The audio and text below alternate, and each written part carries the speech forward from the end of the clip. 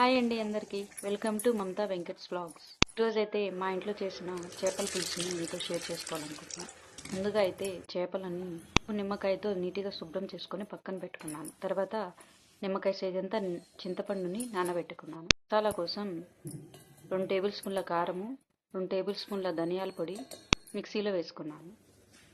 దాంతోపాటు కొద్దిగా కొబ్బరి పొడి కూడా యాడ్ చేసుకున్నాను. 7 ఎల్లుల్లి రవ్వలు, 2 అల్లం ముక్కలు, 1 కప్పు టమాటా ముక్కలు, 1 కప్పు ఆనియన్స్ను కూడా వేసుకున్నాను. టేబుల్ స్పూన్ ఆఫ్ మెంతులు, 1 టేబుల్ స్పూన్ ఆఫ్ జీలకర్ర కూడా వేసి లైట్గా వేయించుకున్నాను. ఫ్లేమ్లోనే వేయించుకున్న తర్వాత అవి బాగా వేగిన తర్వాత వాటిని కూడా మిక్సీలో వేసుకున్నాను.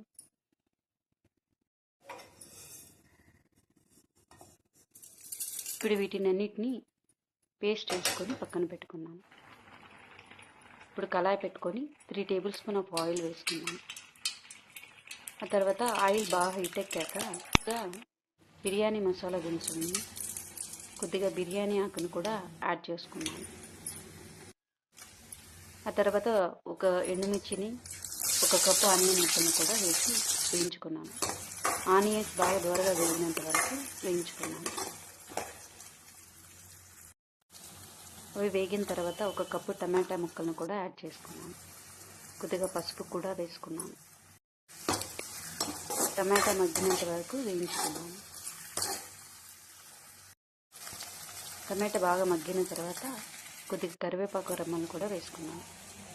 ఇవన్నీ బాగా వేగిన తర్వాత మనం ముందుగా పట్టించుకున్న మసాలాను వేసి వేయించుకున్నాను.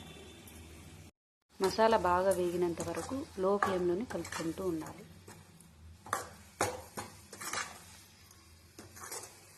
ఆయిల్ పైకి తేలినంత వరకు మసాలాని బాగా ఫ్రై చేసుకోవాలి. ఆ తర్వాత కొద్దిగా కల్లుప్పును కూడా యాడ్ చేసుకున్నాను. ఇలా బబుల్స్ పైకి వచ్చినంత వరకు మసాలాను వేపుకోవాలి. మసాలా బాగా వేగిన తర్వాత మనం ముందుగా నానబెట్టుకున్న చింతపండు రసాన్ని వేయించుకోవాలి. వాటితో పాటు కొద్దిగా మసాలా నీళ్ళు కూడా యాడ్ చేసుకొని బాగా ఉడకనివ్వాలి. హై ఫ్లేమ్లో పెట్టి మూత పెట్టేసి ఒక 5 మినిట్స్ వరకు మసాలా నీళ్ళని బాగా ఉడకనివ్వాలి.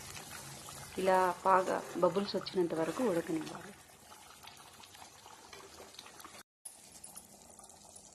ఆ తర్వాత మనం ముందుగా శుభ్రం చేసుకున్న చేప ముక్కల్ని ఒక్కొక్కటిగా వేసుకోవాలి.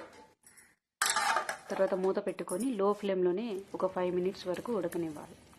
సైడ్ చిన్నగా కలుపుకోవాలి మధ్య మధ్యలో, లేకపోతే చేప ముక్కలు అనేటివి ఇరిగిపోతాయి. ఇలా ఒక్కొక్క ముక్కను తీసుకొని నీట్గా కలుపుకోవాలి. ఇంతేనండి, చాలా టేస్టీగా ఉండే చేపల కర్రీ రెడీ. ఇది సంగట్లేక కానీ రైస్ లేక కానీ సూపర్గా ఉంటుంది.